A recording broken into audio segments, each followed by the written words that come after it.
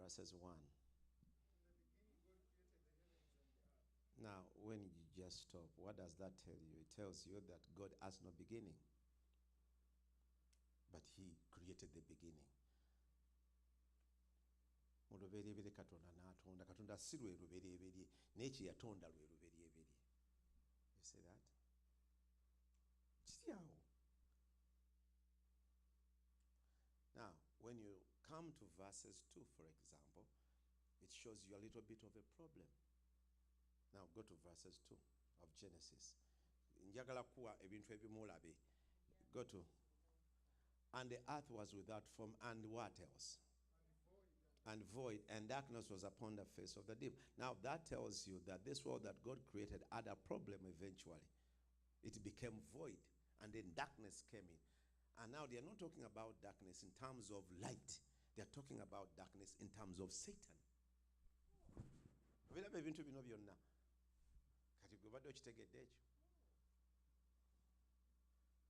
see, kati bw'ona obisoma tujja kutwala time really biwanvu birimu ebintu bingi nnyo. That's why the Spirit of the Lord had to come, and God kyobola bw'ogenda wali mu maaso n'osoma ojja kulaba nti Katonda ebyennyanja teyabijja mu ggulu, yabijja ate mu mazzi. Kati n'olaba nga byonna byali byetabudde Katonda n'ajjayo amazzi n'agaawula, bw'agajjayo n'agateeka waggulu olukalu ne lulabika. N'ayawula amazzi gali agabeera mu ggulu waggulu n'ayawula gano. You see? Now, you see that scripture? Now, when you go to now, let's go to New Testament and let's look at now, for example, John chapter 1. The Gospel according to John chapter 1. There's something interesting that you'll be able to see that really has a connection with Genesis chapter 1. All right. Verses 1 says what? In the beginning was the Word, and the Word was with God, and the Word was God. Bikulaga trend ya thought. And God said, let there be, that is the Word. Kanagenda kulokubiri n'agamba John chapter 1 agamba, the same was in the beginning with God. Without him there was nothing made that was made. N'agenda maaso n'agamba, in him was what? In him was what? Life, and that life was what? And that life was the light of men. Kati najja kuchali mu Genesis chapter 1 verses 2, and that light shines in the darkness. It comes back to Genesis chapter 1 verses 2. Now he talks about darkness, and the and the light shines in the darkness, and then the darkness cannot comprehend it. And then it comes back and talks about redemption. There was a man sent by God whose name was John, the same, and so on and so forth. This is the true light that lighteth every man that comes. You see that? Now let me give you another scripture that will explain something to Mungeria. You go to the letter of John. The letter of John chapter 1. And then we can begin from verses 1 again. You see? Chivulaba chitwala akasero bisome kubanga nja kunnyonnyola bino nabiri ate twesange nga tetulina kye tujjeemu. Kati gwe soma. Sinze gwe soma. Babagamba musome. Now look at First John chapter 1, the letter of John chapter 1 from verses 1. What does it say? That which was from the beginning, which we have had, which we have seen, which we've looked upon, and our hands have handled the word of life. Life was manifested, and we have seen and bear witness. Yes, which was with the Father, yes. Kakati akunnyonnyola mu byonna byonna najja n'akuleetera redemption, which is Jesus Christ. Kati ekikundeesezeeyo kyeki statement gye nagambye nti bayibuli yonna eri wamu lwakubanga nti ebintu bino ebimu wanawali gwe ekiraba olowooza nti eyogera ku bintu bingi nno, teyogera ku bintu bingi nnyo. Kakati okusobola byonna obitegeera obulungi, take time to read the entire book Genesis. Kisome kyonna kubanga buli wamu we tunaava wajja kubanga wannyonnyola wali awalala.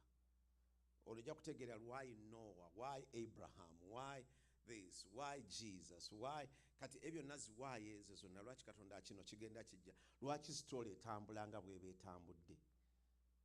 Okiraba waka nkuŋŋambe bwetyo okusobola okutegeera ebintu bino ebimu ebya Bayibuli. Bayibuli bwe yatandika okuwandikibwa teyatandikibwa kuwandikibwa mu chapters. Abavunula Bayibuli bagikuteera mu chapters. Ontegedde bulungi. It was just a continuous story. Kyovulaba omuntu ajja mu Bayibuli n'asoma Matayo 12 n'avaawo n'agenda mu Makko 11 tasobola kutegeera Bayibuli kubanga aba akutudde story mu makkati gaayo. You understand that? So it's very important for you take time, for example, you take a book, you read the entire book from where it begins to the end so that you get the flow of thoughts. Otegeera olugero engeri gye okirala kiringa bwe naavudde Kampala juzi naye ne ŋŋamba nina avudde Kampala ne sikunyonyola byabaddewo awo naye nga ne ntuuka e Canada. Kati sikunyonyodde stopover ze nakola disappointments alina mu kkubo kati n'abakwata Bayibuli nga batandikire n'ajja mu Makko chapter emu n'amala. You missing the story and the essence of the story and the truth of the story. Byonna ogenda obitawaanya oba obitabula. Okiraba. And so my best advice is simply this. Let's read through the entire book. Now when you are done, we can come back and then we look at the book. Now, tusobola okusalawo to look at the book from the perspective of prayer. We can do that. Chiraba, we can really do that.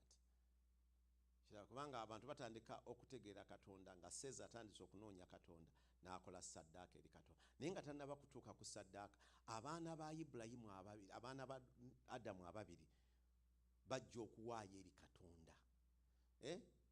Mujjukira bulungi story bw'oba kati wabisoma obimanyi bulungi nti Aburahamu abaana be ababiri abasooka ani abamanyi? Omu bamuyita Cain, omwana bamuyita Abel. The Bible says in the process of time Cain and Abel brought sacrifices.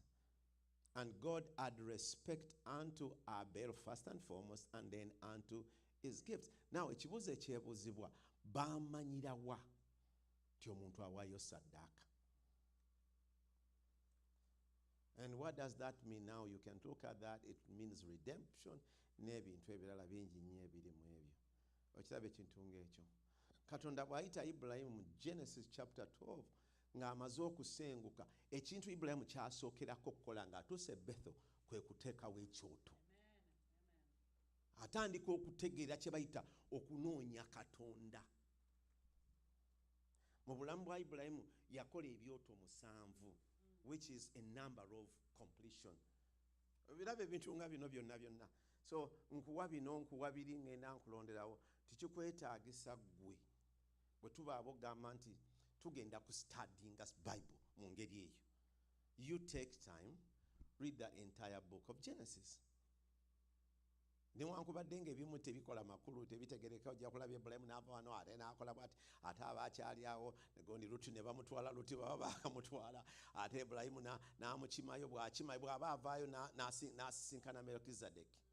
Bw'asinkana Melkizedeki Abrahamu n'aleeta ekimu eky'ekkumi. Bw'aleeta ekimu eky'ekkumi Melkizedeki n'aleeta omugaati n'envinnyo.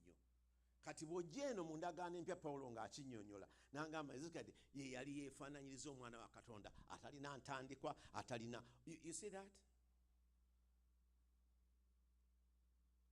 Kakati okuva ku lubereberye Katonda ekintu kirimu kikyali mu mutwe gwe kwe kununula omwana w'omuntu omuzza so that God now becomes a family. So it's family on God's mind. Whichever way you may look at family, fatherhood, family. Bye biriyo. Take for example, tata nga bwe nabali mbasomesa ku Sunday, tata wa Abrahamu bw'afa ani ajja? Tera yafa. Tera bw'afa ng'atandise olugendo luno Abrahamu yaluyingiramu. Abrahamu amaluyingiramu Katonda kyasooka omugamba ngenda kufuula taata.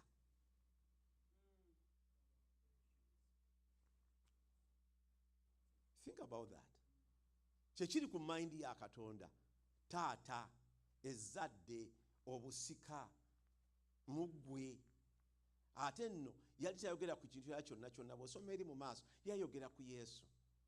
Tayogera ku kintu kyonna. Naye lwakubanga okiraba kyova olaba wano gundi bw'atandika okiyingiramu Ibulayimu n'akola ensobi, Saala n'afuna okubikkulirwa nti obusika buli mu Isaaka. N'agamba Abulahamu, maama w'omwana ono n'omwana ono bagobe. Abulahamu n'akifuniramu obuzibu. Bw'akifuniramu obuzibu, Katonda yennyini n'akyala. N'agamba Ibulayimu, nkugambe totegana. Saala kyagambye ky'oba okola, kubanga obusika bwo tebuli mu mwana ono. Kati Pawulo bw'aba kinnyonnyola mu Galatians chapter 4 agamba nti ogwo gwali mubiri nga gulwana n'omwoyo, n'ateekawo Yesu. Kubanga mu Isaaka ono mwe muli ensigo y'obulokozi obugenda okusaanikira ensi. And so you go through all these scriptures. It's about redemption, redemption, redemption, redemption, redemption. Wonna w'onooba okirabidde. So kakati gwe story gisome yonna ogitegeere. So bwe tujja ku story zino zigattagatta kijja kukubeera kyangu. Ekyo kiri fair? Is that fair enough? Kubanga baŋŋambye baabagamba tebabagamba musome Genesis. Maybe tujja kugamba nti katusome Genesis chapter from 1 to 10 then katudde mu ezo. Okiraba kubanga bino byonna bye nnaakugamba bijja ku naddala bw'oba oyagala kuyigga. Bwe tuba twagala kujja to encourage you to preach and teach, that is different. But if we want you to really get to know scriptures and the trend of thought, omanyi abantu bennaffe ababuulira Bible ntugikolereramu ensobi eri bweti nti tetusooka kufuna mind ya author. Okiraba kati gw'ojja buzzi n'ogamba John chapter 1 verse 12 Katonda abaagala, Katonda afa. Ne Katonda kiki yali agamba in that particular verse? What did he have on his mind before you can make it a daily application? Yali agamba ki? Ye Katonda kiki ayagala? You understand? But because of time, let me show you something that in I think tukitwalire mu Genesis kubanga gye muli wano nawali in the light of prayer, right? Okay? All right, now let's go to Genesis. Let me pick on something that will probably tetusobola okusomamu wano nawali mu butono bwakyo. Theo, tuli ku gundi